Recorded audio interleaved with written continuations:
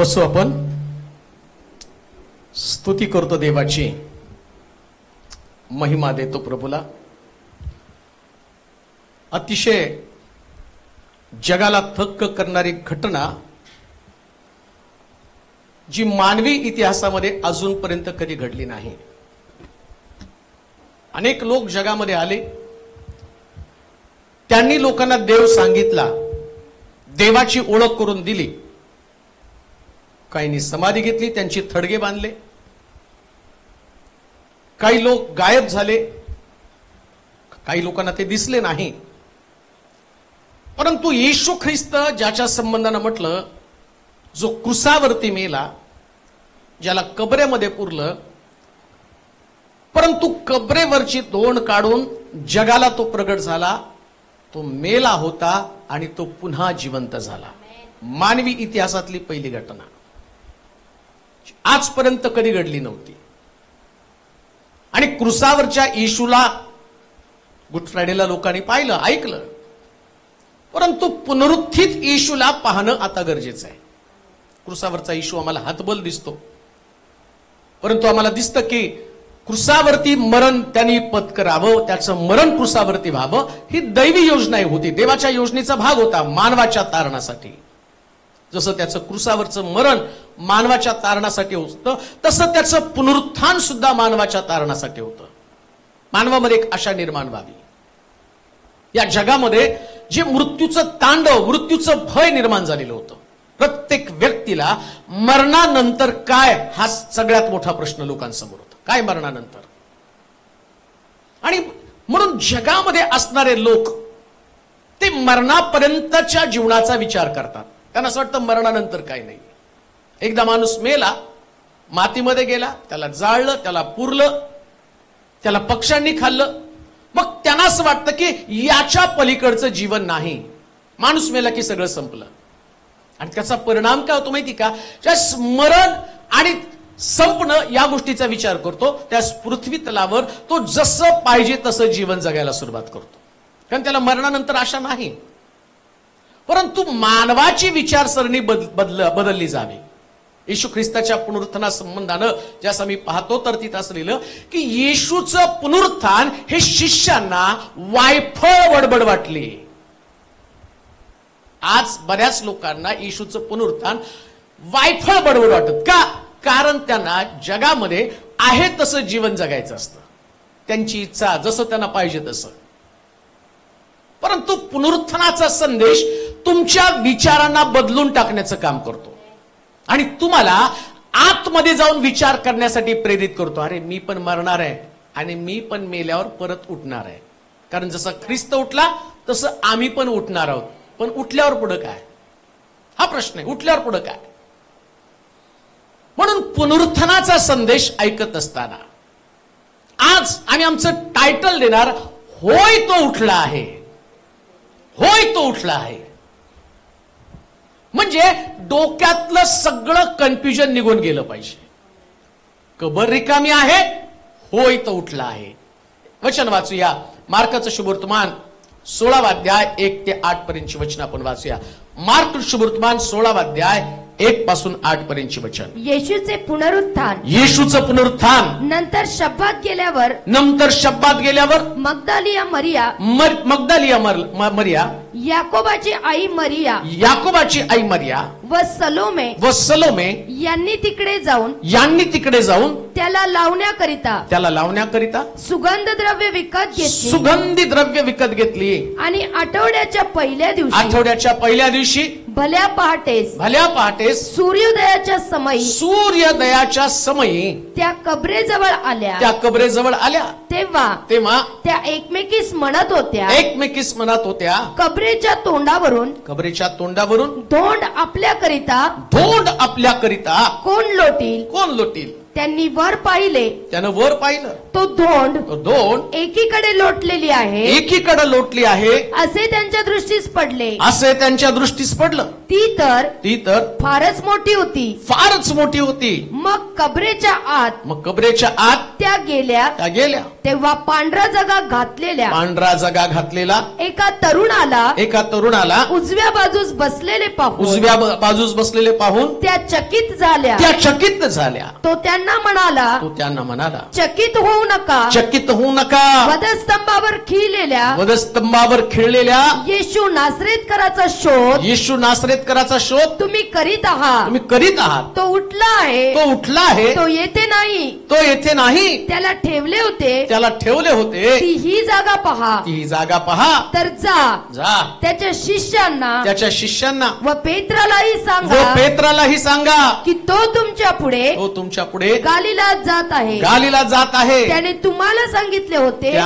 तुम्हाला सांगितलं होतं त्याप्रमाणे तो तेथे तुमच्या दृष्टीस पडेल. मग त्या बाहेर निघून कबरेपासून पळाल्या. कारण त्या कापत होत्या. विस्मित झाल्या होत्या. त्यांनी कोणाला काही सांगितले नाही. कारण त्या भयभीत झाल्या होत्या. एक असाधारण घटना. जगामध्ये प्रत्येक व्यक्तीला मृत्यूनंतरची आशा नाही आणि ती कोणी पण देऊ शकत नाही. ज्यानं मृत्यू पाहिला, जो मृत्यूला जिंकतो, तोच तुम्हाला पुनरुत्थानाची आशा देऊ शकतो. बाकी नाही तुम्हाला कोणी पुनरुत्थानाची आशा देणार. आणि शास्त्र सांगतं, जसं मी पाहिलं, तो क्रुसावरती मारावा, त्याच्या डोक्यात काट्यांचा मुकुट घालावा, हातामध्ये खीळ ठोकावेत. हे सगळं भविष्यवाणीच्या रूपानं पवित्र शास्त्रामध्ये ठेवून सांगितलं. सगळं काही पवित्र शास्त्रात नोंद करून ठेवलं. तसं जर येशू मेला तर तो मेल्यानंतर त्याला कुठल्या कबरेत पुरावं हे पण शास्त्रामध्ये लिहून ठेवलेलं होतं. देवाच्या पुत्राला, येशूला देवाचा पुत्र किंवा देव म्हणून का विश्वास ठेवायचा? तो का देव आहे? याचं कारण त्याच्या मृत्यू संबंधानं, जसं जन्मासंबंधीची भविष्यवाणी म्हणजे फार वर्षा अगोदर सांगितलं गेलेली घटना. भविष्यवाणी म्हणजे नेमकं काय? फार वर्षापूर्वी सांगितलं जातं. तसं येशू ख्रिस्ताचा मृत्यू कसा होईल या मृत्यू संबंधानं 750 वर्ष अगोदर जन्मासंबंधानं आणि जवळजवळ 500 वर्ष अगोदर त्याचा मृत्यू कसा होईल या संबंधानं सांगितलं गेलं. मग 500 वर्षानंतर ती घटना घडली.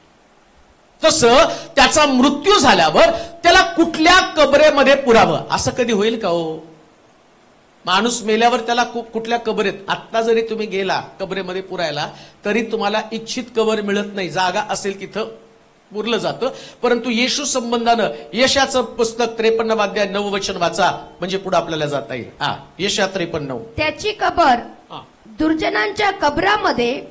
त्याची कबर दुर्जनांच्या कबरांमध्ये नेमलेली होती. आणि तो मेल्यावर धनवंताची कबर त्यास प्राप्त झाली. अशी भविष्यवाणी केली यशाच्या पुस्तकामध्ये 500 वर्ष अगोदर. त्याची कबर दुर्जनांमध्ये, म्हणजे 2 चोराच्या मध्ये त्याला लटकवलं होतं. आणि ज्यावेळेस हे चोर मरतील, येशू मरेल, त्यास येशूला आणि चोराला ज्या ठिकाणामध्ये चोराला पुरतील त्याच्या बाजूला येशूला पुरायचं ठरवलेलं होतं. परंतु जर चोरांच्या बरोबर त्याला पुरलं असतं तर कदाचित येशू ख्रिस्ताचं देव पण सिद्ध झालं नसतं. तो देव आहे म्हणून सिद्ध झालं नसतं. मग देवानं मानवाचा विश्वास मजबूत व्हावा, त्याचं पुनरुत्थान किती सत्य आहे, तो माझा पुत्र आहे, तो देव आहे हे सिद्ध कसं होणार आहे? मग भविष्यवाणी करून ठेवली. कशासाठी? तुम्हाला आणि मला प्रत्येकाला या भविष्यवाणीच्या द्वारे ख्रिस्ताचं देवपण स्वीकारावं आणि त्याच्यावर विश्वास ठेवून जसं तो जीवन जगला तसं आम्ही जीवन जगण्यासाठी प्रोत्साहित व्हावं. कशासाठी या भविष्यवाण्या? का सांगितल्या या भविष्यवाण्या? जर देवाला घडवायचं असतं तर त्यानं घडवलं असतं. मोशेचा जन्म झाला तसा येशूचा झाला असता. एलिया जसा आला तसा येशू आला असता. पण तसं नव्हतं. तारणाची महान योजना, तारण म्हणजे सुटका, मनुष्याला सुटका मिळावी आणि या सुटकेसाठी प्रभू त्यांना सांगत आहे, तुम्हाला आणि मला सांगत आहे, पहा माझी योजना अशी आहे. त्याला क्रुसावर 2 चोराच्या मध्ये देईल, पण मेल्यावर त्याला मात्र धनवंताची कबर प्राप्त व्हायला पाहिजे. आणि इकडं काय झालं? आता पूर्वीच्या काळामध्ये अशी पद्धत होती, मरण्याच्या अगोदर प्रत्येक श्रीमंत माणूस आपली चांगलं घरासारखं मोठं कबर, आता आपली कबर जशी तिकडे गेल्यावर कब्रस्तानमध्ये एकाच्या बोकांडी एक टाकतात, तसं तिथं नव्हतं. त्या ठिकाणामध्ये ज्या कब्र असतात त्या घरासारख्या मोठ्या सुंदर कब्र असत, ज्याला पिरॅमिड्स म्हटलेले. तुम्ही आता इजिप्तमध्ये गेला तर ते पिरॅमिड्स, त्याच्यामध्ये ममीज म्हणजे ते असणारी प्रेत ठेवलेली आहेत. आणि त्या ममीज बनवण्यामागं, ते पिरॅमिड बनवण्यामागचं धारणा काय, या लोकांचा विश्वास होता एक दिवशी ही सगळी शरीरे जिवंत होणार आहेत. आणि त्याच्यावर पिक्चर पण काढले गेले, नाही का, पिक्चर पण काढले. मग पिक्चर बघतात लोक, पण विश्वास ठेवत नाही पुनरुत्थानावरती. आता येशूनं पण हेच सांगितलं होतं, मी परत उठणार आहे, पण शिष्यांनी कुठे विश्वास ठेवला? ठेवत नाहीत विश्वास. म्हणून लक्षात घ्या, आता एक पेंटिकॉस्टल अनुभव किंवा सत्य स्वीकारलेले लोकांनी की एवढे वर्ष तुम्ही देवाचं वचन ऐकता, तर तुमचा विश्वास इतका मजबूत असला पाहिजे की जर प्रभू म्हणतो आणि त्याप्रमाणे घडतं, याचा अर्थ देव आम्हाला जाग करत आहे, आम्हाला विश्वास ठेवण्यासाठी भाग पाडत आहे. आम्ही प्रभूच्या जवळ यावं, त्याच्या प्रेमामध्ये पडावं, आमचं मन परिवर्तन करावं, आम्ही ख्रिस्तावरती प्रीती करावी. मला आनंद वाटतो, गेला गुड फ्रायडेला एका चर्चमध्ये प्रीचिंग करत असताना लोक आले आणि त्यांनी जाताना सांगितलं, आम्ही खूप वर्ष 7 शब्द ऐकले, पण 7 शब्दानं आमच्या मनामध्ये कधी घर केलं नाही. पण जाताना आम्ही असंच चाललो नाही, तर आता आम्ही परिवर्तन घेऊन चाललेलो आहोत, बदल घेऊन चाललेलो आहोत. प्रभू जे सांगतो ना, याच्यातनं अपेक्षा काय, आमच्यामध्ये बदल व्हावा. त्याची कबर दुर्जनांमध्ये नेमली होती, चोरांच्या मध्ये त्याला लटकवलं होतं, परंतु बायबल सांगतो तो मेल्यावर त्याला धनवंताची कबर प्राप्त झाली. आता धनवंताची कबर प्राप्त व्हायला पाहिजे. योसेफ अरिमथाईमकर नावाचा येशूचा एक गुप्त शिष्य तो आला आणि त्यानं पिलाताकडे मागणी केली. तो श्रीमंत माणूस होता. आता भविष्यवाणी झाली तसं घडायला पण पाहिजे. पवित्र आत्मा आला, पवित्र आत्म्यानं योसेफ अरिमथाईमकर नावाच्या श्रीमंत माणसाला सांगितलं, येशूचं पार्थिव तुला त्या कबरेमध्ये ठेवावं लागेल का, कारण भविष्यवाणी झाली, दुर्जनांमध्ये नेमला, पण धनवंताची कबर प्राप्त व्हायला पाहिजे. आणि कुठल्याही प्रकारचं वास्तविक पाहता तो गुन्हेगार म्हणून त्याला तिथं वधस्तंभावर लटकवलेलं आहे, पण इकडं देवाच्या योजनेला कोणी अटकाव करू शकत नाही. राजा त्याला त्या चोरांबरोबर कबरेमध्ये ठेवू शकला असता, पण राजाला सुद्धा, त्या अधिकाऱ्याचं सुद्धा मन देवानं बदललं. मारण्याचा अधिकार तुला आहे, पण पुरण्याचा अधिकार माझा आहे, कारण माझ्या योजनेप्रमाणे हा पुरला गेला पाहिजे. आणि शास्त्र सांगतं, योसेफ अरिमथाईकर नावाच्या व्यक्तीनं आपल्या कबरेमध्ये ख्रिस्ताला पुरलं आणि भविष्यवाणी पूर्ण झाली. तो त्याची कबर दुर्जनांमध्ये नेमली, पण त्याला धनवंताची कबर प्राप्त झाली. पण तो कबरेत राहण्यासाठी गेला नाही, कबरेमध्ये राहावं या उद्देशाने त्याला पुरलं नाही. आता झालं काय, या लोकांनी त्याला कबरेमध्ये पुरलं, तो मेला आणि सगळ्या शास्त्री पुरुषांना वाटलं आमच्या डोक्यावरची पिढा गेली. का? कारण येशू ख्रिस्त आला ना, त्यास तो लोकांचं पाप दाखवण्याचं काम करत होता. मग त्यानं नुसतं लोकांचं पाप नाही दाखवलं, शास्त्री पुरुषांना पण त्याने सुनावलं.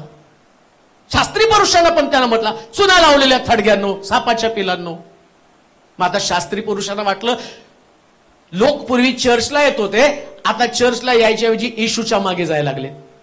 आणि ज्यावेळेस तो मेला त्यावेळेस त्यांना हायसं वाटलं, एकदा डोक्यामागची मागची पिढा गेली. परंतु येशू त्या शिष्यांना बोलला होता, मी 3ऱ्या दिवशी पुन्हा उठणार आहे. बरं, या शास्त्री पुरुषांचा अजिबात येशूच्या शब्दावर विश्वास नव्हता. बरं, शास्त्री पुरुषांचाच विश्वास नव्हता असं नव्हतं, येशूच्या शिष्यांचा पण विश्वास नव्हता. 3.5 वर्ष त्याच्या बरोबर राहिलेले आहेत. त्यांनी येशूनं स्वतः मेलेले जिवंत केलेत, ते पण त्यांनी पाहिलं होतं. लाजरस कबरेमध्ये मेला, 4 दिवस झालं, त्याची बहीण सुद्धा म्हणती याचा वास येईल, त्याला पण त्याने जिवंत केलं होतं. मग एवढा मरणावरती अधिकार असणारा येशू जर त्यांना म्हणतो ना मी जिवंत होणार आहे, तर त्यांनी विश्वास ठेवला पाहिजे. बरं, शास्त्री पुरुषांच्या डोक्यामध्ये गोंधळ चालला होता. त्यांना वाटलं येशू उठणारच नाही. मग त्यानं काय केलं, त्या पिलाताला सांगितलं याच्यावरती कडक पहारा ठेव, कारण येशूचे शरीर रात्री गपचूप येतील येशूचे शिष्य आणि येशूचं शरीर घेऊन जातील आणि म्हणतील येशू उठला, येशू उठला, येशू उठला. मग काय केलं, त्या पिलातानं काय केलं, त्या कबरेवरती आणि जी धोंड लावली आणि धोंड लावून त्याच्यावर कडक पहारा ठेवला. कडक पहारा सील करून टाकली कबर. आणि कबरेवरती पहारा ठेवून त्याने आता दाखवलं की या कबरेवरती सैनिक पण नेमलेले आहेत, कबर पण सील केलेली. आता ख्रिस्त बाहेर येऊ शकणार नाही आणि पुनरुत्थान होऊ शकणार नाही. आणि मग झालं काय, 3 दिवस कडक पहारा त्या ठिकाणी शिपायांना करावा लागला. येशू म्हटलं मी तिसऱ्या, येशूने त्यांना जास्त दिवस पण कबरेवर झुलत नाही ठेवलं, नाही का. तो आधीच म्हटलं मी तिसऱ्या दिवशी. आता ते सगळं बाकीचं 3 दिवस कबरेत का राहिला, ह्या सगळ्या गोष्टी युट्यूबला आहेत, तुम्ही ऐकल्यात, ऐकून तुमच्या पण पाठ झालेले आहेत. परंतु काही लोक नवीन आहेत, लांबून आलेले आहेत. युट्यूबला जा, बघा तो 3 दिवस काय करत होता. परंतु त्याच्या पुढं आपल्याला जायचंय.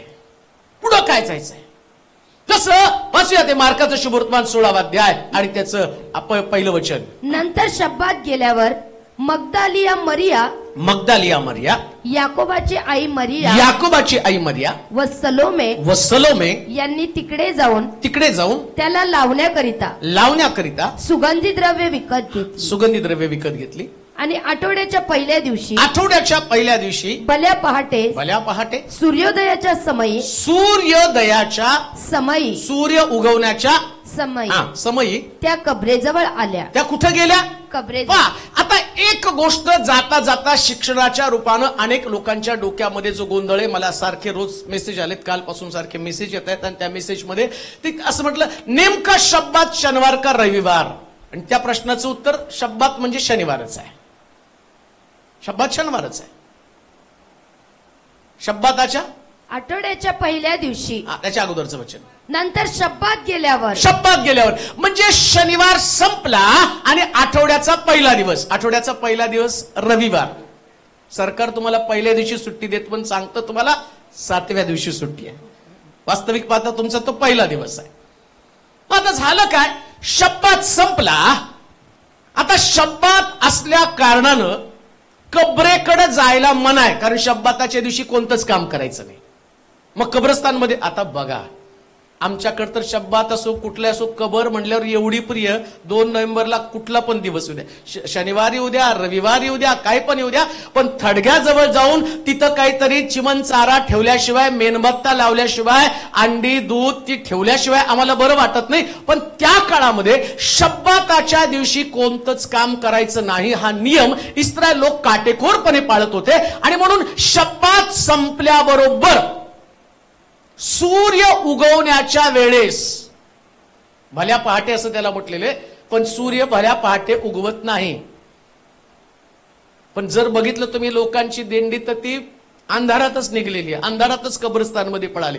इकडे सूर्य उगवण्याच्या समयाला, ऐका बरं का, सूर्य उगवण्याच्या समयाला बायबल किती सुंदर अद्भुत आहे. आणि येशू बोललेलं वचन किती सुंदर आहे ते मी तुम्हाला सांगतो. येशू म्हटलं होतं मी जगाचा.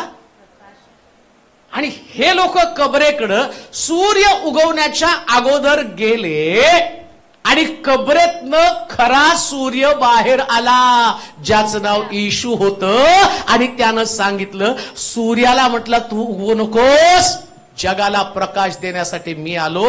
हा जगाचा प्रकाश होता आणि तो भल्या पहाटे लोकांना त्याने दर्शन दिलं.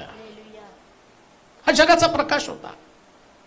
मी म्हणतो या सूर्यानं त्या सूर्याला उगवण्यापासून थोडस विश्रांती घ्यायला सांगितली. पहिल्यांदा असेल सूर्याने विश्रांती घेतली जगाच्या इतिहासात, कारण हा खरा सूर्य बाहेर आला. आकाशातला सूर्य जगाला फक्त प्रकाश देतो, पण प्रभू येशू ख्रिस्त जगाला नुसता प्रकाश नव्हे तर जगण्याचा मार्ग सांगतो. सूर्य तुम्हाला जगण्याचा मार्ग सांगू शकत नाही, कसं जगावं. सूर्य येतो आणि जातो, ऐका, सूर्य येतो आणि जातो. आणि प्रभू येशू ख्रिस्त मी होतो आणि मी आहे. अजून एक गोष्ट तुम्हाला सांगतो, येशू ख्रिस्त पुन्हा येईल.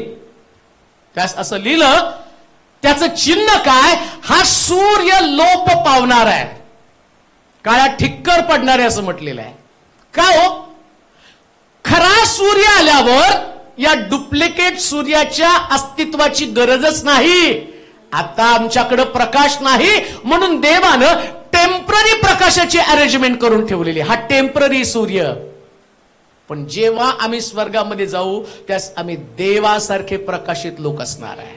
पुनरुत्थानाची आशा काय ते मी तुम्हाला सांगत आहे. भल्या पहाटे कबरेकडं सूर्य उगवण्याच्या वेळेस वाचा वचन. नंतर शब्दात गेल्यावर हा. मगदालिया मरिया, हा.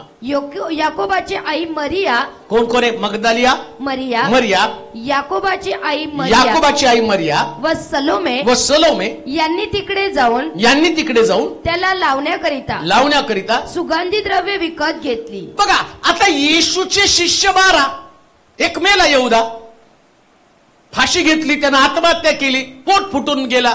11 तर राहिले का नाही? बघा बरं का, 11 शिष्य कबरेकडे गेले नाही. अजून एक जाता जाता टीचिंग देऊन जातो. मग गेले कोण कबरेकडं? स्त्रिया. कोण गेले? स्त्रिया. मरिया मगदालिया, याकोबाची आई मरिया मरिया व सलोमे आणि सलोमे, हे 3 जणे गेल्या. पण शिष्य कबरेकडे गेले नाही. ऐका, जे शिष्य आहेत ते कबरेकडे कधी जात नाही. 2 नोव्हेंबरकडे जात नाहीत बरं का. हालेलुया. हालेलुया. मग कोण जात? नातेवाईक. ते नातेवाईक आहेत. मरिया मगदालिया, सलोमी, येशूच्या शिष्यांच्या आई वडील. ही मरिया याकोबाची आई आणि ती गेली कबरेकडं. म्हणून लक्षात घ्या, आम्हाला कबरेकडं जाण्याची गरज नाही. का? कारण येशू ख्रिस्त पुनरुत्थित आहे. आमेन. मग आता कबरेकडं आमचं काय काम आहे? जिवंताचा शोध तुम्ही मेलेल्यांमध्ये. का ग? येशू जिवंत आहे. मग आम्ही काय म्हणतो? आमचा येशू जिवंत आहे, मग आमचं लक्ष कबरेकडे का? म्हणून शिष्य कबरेकडे गेले नाही. पण या स्त्रिया मात्र आपल्या हातामध्ये मसाले घेऊन येशूला लावण्यासाठी गेलेले आहेत. म्हणून बरेच लोक अजून सुद्धा कब्रस्तानमध्ये 2 नोव्हेंबरला भक्ती घेतात. 2 नोव्हेंबर आमच्या वाड वडील त्याच्यामध्ये बसले, ते वाटच बघतायत तुम्हाला. या माझा बंडू आला, माझा चिमू आला, माझा मोमू आला. आणि येताना पण ते तसे येत नाही. यांनी कसं मसाला घेऊन आला ना, तसं दारूच्या बाटल्या, अंडे, त्यानंतर खायला काय काय त्याला आवडतं ते त्याच्या. आणि हेतू काय असतो? तिथंच बस, घरी येऊ नको. तिथं पोचतं दरवर्षाला तुझं काय मटेरियल ते पोचतं करू, मात्र आमच्या घरी येऊन आम्हाला त्रास देऊ नको. अजूनही लोक बंधनामध्ये आहेत. अजूनही त्यांना ख्रिस्ताचं पुनरुत्थान कळलेले नाहीये. त्याच प्रकारच्या बंधनामध्ये आहेत. या स्त्रिया येशूकडे गेल्या. पण आता दुसरं आत्मिक शिक्षण, 2 शिक्षण आम्हाला याच्यातनं घ्यायचे. दुसरं शिक्षण काय? हे शिष्य येशू ख्रिस्ताचा शोध घ्यायला तयार नाहीत. येशू मेला, संपलं. 3.5 वर्ष त्याने त्याला शिकवलं. 3.5 वर्ष तो त्यांच्या बरोबर राहिला. आणि 3.5 वर्षाच्या अंतिम टप्प्यामध्ये त्यानं सांगितलं की मी मरणार आहे आणि 3ऱ्या दिवशी पुन्हा उठणार आहे. पण शिष्यांना येशूचं पुनरुत्थान पाहण्याची इच्छा नाही. खरंच तो उठला का बघण्याची तळमळ त्यांच्याकडे नाही. पण आता दुसऱ्या शिक्षणाकडे मी जाईल. या ठिकाणामध्ये दुसऱ्या शिक्षणामध्ये पहिल्यांदा जी चूक हवेनं केली. ऐका बरं का, शिक्षण किती सुंदर आहे, आत्मिक, ते तुम्हाला सांगत आहे. फळ खाण्यासाठी हवा त्या बागेमध्ये गेली आणि सैतान तिला भेटला. आता दुसऱ्यांदा स्त्रिया कबरेकडं येशूला पाहण्यासाठी गेल्या. त्यावेळेस त्यांना कबरेमध्ये येशूचं दर्शन घडलं. ख्रिस्त त्यांना भेटला, देवदूत त्यांना भेटला. आणि तो देवदूत त्यांना सांगत होता की तो इथं नाही, तो इथं नाही. त्या स्त्रियांनी आपली चूक दुरुस्त केली. एडेन बागेमध्ये हवेनं केलेली चूक या येशूच्या शिष्यांच्या आईनं आणि ती दुरुस्त केली. त्यांनी काय केलं? ते कबरेकडे जाऊन ख्रिस्ताच्या पुनरुत्थानाचा भाग बनण्याचा प्रयत्न केला. मी तुम्हाला हीच गोष्ट सांगेल, नुसतं पुनरुत्थानाला चर्चला जाणं महत्वाचं नाही, तर त्याच्या पुनरुत्थानाचा भाग आम्ही बनलं पाहिजे. त्याचं पुनरुत्थान पाहिलं पाहिजे, त्याचं रिझर्वेशन पाहिलं पाहिजे. ईस्टर संडे नाही, त्याला पुनरुत्थानाचा दिवस म्हटलेला आहे. तो पुनरुत्थानाचा दिवस आहे. आणि त्याचं पुनरुत्थान पाहण्यासाठी आम्हाला आमची जागा सोडली पाहिजे. जागा सोडल्याशिवाय ख्रिस्ताचं पुनरुत्थान कसं दिसणार आहे? आम्ही त्याचं पुनरुत्थान स्वीकारलं पाहिजे. त्याच्यासाठी आमच्या जागेवरून आम्ही हल्लं पाहिजे. लक्षात ठेवा, ख्रिस्ताचा जन्म असो, ख्रिस्ताचं पुनरुत्थान असो आणि ख्रिस्ताचं दुसरं आगमन असो, या प्रत्येक वेळेस जागा सोडावी लागते. येशूच्या जन्माच्या वेळेस कुत्र्यानं जागा सोडली आणि येशूला जन्म दिला. येशूला तिथे जन्म घेण्यासाठी जागा दिली. आता येशू कबरेमध्ये त्याला ठेवलं, तो मेला, परंतु स्त्रियांनी आपली जागा सोडली. अजून एक गोष्ट तुम्हाला सांगतो, ज्यास प्रभू ढगावरती बसून येईल त्यास मंडळीला सुद्धा आपली जागा सोडावी लागणार आहे. पुन्हा मी तुम्हाला सांगतो, जागा सोडणाऱ्या लोकांना ना ख्रिस्ताचा जन्म समजणारे, जागा न सोडणाऱ्या लोकांना ना ख्रिस्ताचं पुनरुत्थान समजणारे, जागा न सोडणाऱ्या लोकांना ख्रिस्ताचं आगमन सुद्धा समजणार नाही. म्हणून लक्षात ठेवा, एकाच जागेवरती थांबू नका. पुनरुत्थान समजलं तर जागा सोडा. ज्या ठिकाणात तुम्ही थांबलेलात, जिथं रागामध्ये, द्वेषामध्ये, अहंकारामध्ये थांबलेलात, विपणामध्ये थांबलेलात, वादविवादामध्ये, भांडणामध्ये, हट्टी स्वभावामध्ये थांबलेला असाल, फसवणूक करणाऱ्या स्वभावामध्ये थांबलेला असाल, निद्रेमध्ये थांबलेला असाल, अहंकारामध्ये थांबलेला असाल, आता तुम्हाला जागा सोडायची. त्याच्यातनं बाहेर पडा. बाहेर पडल्यानंतर तुम्हाला गौरवी ख्रिस्त दिसणार आहे. असा ख्रिस्त जो ख्रिस्त पाहिल्यानंतर तुमचे विचार बदलून जाणार आहे. असा ख्रिस्त ज्याच्यामध्ये आणि तुमचं भय सगळं निघून जाणार आहे. कारण येशू ख्रिस्त पुनरुत्थित झाल्यावर आणि लोकांना दिसला, त्याच्या मुखात एकच शब्द बाहेर पडला, भिवू नका, भिवू नका. आज जर तुमच्यामध्ये भीती असण्याचं कारण तपासलं तर तुम्हाला कळेल, तुम्ही तुमच्या जागेवरती बसलेले आहात. तुम्ही तुमची जागा सोडायला तयार नाही. शिष्य भयभीत होऊन आपल्या घरामध्ये बसलेले होते आणि त्यांच्यामध्ये भीती होती, कारण त्यांनी जागा सोडली नाही. पण ज्यावेळेस असं लिहिलं की त्या ठिकाणामध्ये या स्त्रिया आल्या आणि त्या स्त्रिया आल्याबरोबर त्यांनी जागा सोडली आणि ते कबरेकडे गेले. का तर त्यांना येशूचा शोध घ्यायचा होता. ज्ञानी लोकांनी सुद्धा येशूचा शोध घेतला. आकाशातल्या तारेच्या दिशेनं ते निघाले. त्यांना राजाचं दर्शन झालं. आज लोक आपली जागा सोडत नसल्या कारणानं अजूनही त्यांना कबरेतला येशू भेटतो. पण ज्यांनी जागा सोडली त्यांना पुनरुत्थित ख्रिस्ताचं दर्शन होतं. पुनरुत्थित ख्रिस्ताचं दर्शन. जागा सोडली पाहिजे. त्याच त्या जीवनामध्ये नाही टिकून राहायचं. तोच राग, तेच भांडणं, तेच वादविवाद, तेच रुसणं, तेच फुगणं, त्याच गोष्टीमध्ये कसं काय ख्रिस्त तुम्हाला दिसणार आहे? जर ख्रिस्त दिसला, मी तर त्याच्या पलीकडे जाऊन फार सुंदर शास्त्रामध्ये वाचताना मी असं म्हटलं, ते गेल्या त्या विस्मित झाल्या. ओ थोडस पुढे जा. विस्मय करणाऱ्या घटना तुमच्या जीवनामध्ये घडतील.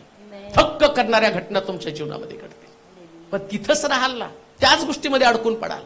तेच ते जीवन तुम्ही जगायला सुरुवात कराल.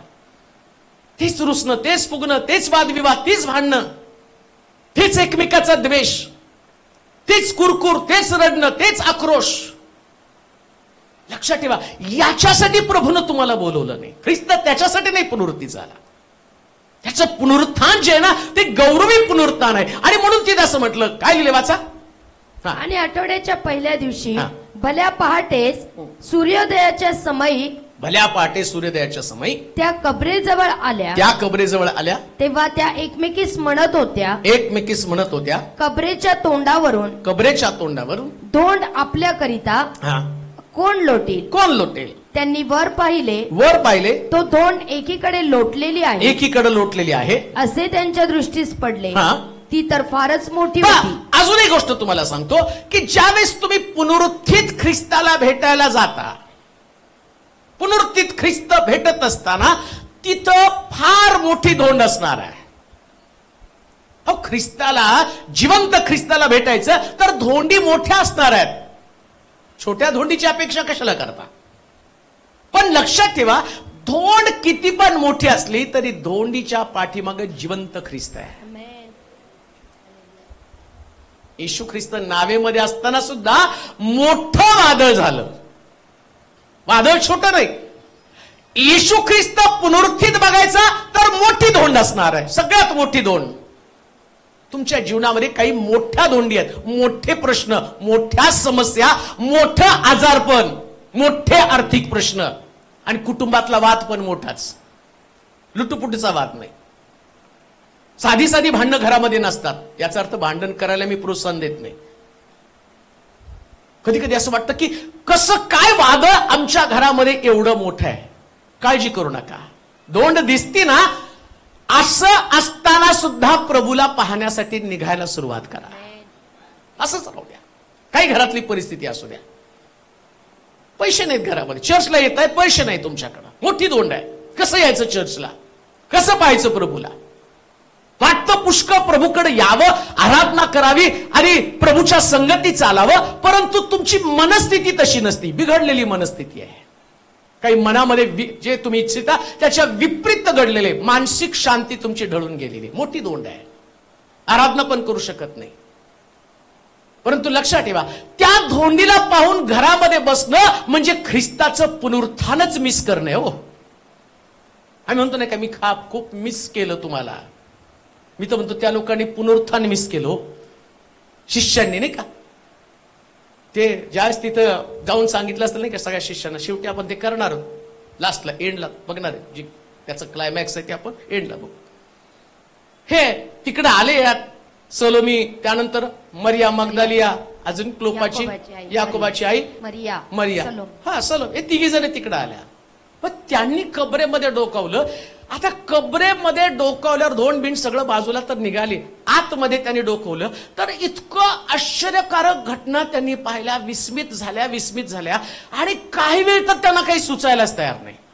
बघा, मी तुम्हाला हे का सांगतो माहिती का, कसलं सुंदर दृश्य असेल ते पुनरुत्थानाचं, पण हे 11 शिष्य त्यांनी ते दृश्य मिस केलं, पुनरुत्थान मिस केलं. तीच गोष्ट मी तुम्हाला सांगतो, कधी कधी प्रभूला भेटायला येताना एक संडे तुमची परिस्थिती एवढी गंभीर बनलेली असते, इतकी मोठी धोंड असते, आणि त्या संडेला परमेश्वर इतकी महान त्याची उपस्थिती तिथं पाठवत असतो, त्याचं अस्तित्व दाखवत असतो, आणि त्याच वेळेस आम्ही धोंडीमुळे घरी बसलेलो असतो. पुनरुत्थान, ख्रिस्ताचं पुनरुत्थान. पुन्हा मी तुम्हाला सांगतो की ती धोंड, आणि तुमच्यासाठी असं वाटतं की हा दिवस नकोच होता जीवनामध्ये यायला, हा इन्सिडेंट यायलाच नको होतं माझ्या जीवनामध्ये. हे असं का घडलं? हे घडल्यामुळं मला पुढे जाता येईना. पण लक्षात ठेवा, जगामध्ये अशी कोणतीच धोंड नाही जी तुम्हाला पुढे जाण्यासाठी अटकाव करू शकेल. धोंड आहे म्हणून गौरव पण आहे, धोंड आहे म्हणून विस्मयकारक घटना आहेत, आश्चर्यचकित, चकित करणाऱ्या घटना तुमच्या जीवनात. धोंड नसती तर चकित कसं काय झालं असतं, नाही का. त्यांनी पहिलेच बघितलं तर खूप मोठी धोंड आहे. आता पहिलं आश्चर्यकारक घटना त्यांनी काय पाहिलं, अरे बापरे एवढी मोठी धोंड. आज सकाळी तुमच्याकडे अशी कोणती धोंड आहे का तुम्हाला वाटतं ती धोंड कोणी बाजूला काढणार नाही? कदाचित तुम्हाला असं वाटत असेल की नाही, आमच्या जीवनात असं काही घडू शकेल, असं घडणारच नाही. परंतु देवासाठी कोणतीच गोष्ट कठीण नाही, कोणतीच नाही बरं का, कोणतीच नाही. मी त्या मीटिंगला गेल्यावर जिकडे जाईल तिकडे गेल्यावर लोक भेटायसाठी उत्सुक असतात, कारण त्यांच्याकडे टेस्टमनी असतात. ते नाही हो, आम्हाला फक्त त्यांना भेटू द्या, आम्हाला आमच्या साक्षी सांगायच्यात. आणि मग एक त्या ठिकाणामध्ये एक व्यक्ती पळत आला, तो म्हटलं नाही हो, आमच्या सासूला तुम्हाला भेटायचं, घेऊन या. बऱ्याच लोकांना असं वाटतं की भेटतील का नाही, अमक करतील का नाही. अरे येशू भेटत होता, हम की झाडकी पत्ती, येशू भेटत होता सगळ्याला, आम्हाला भेटावंच लागणार. मग त्या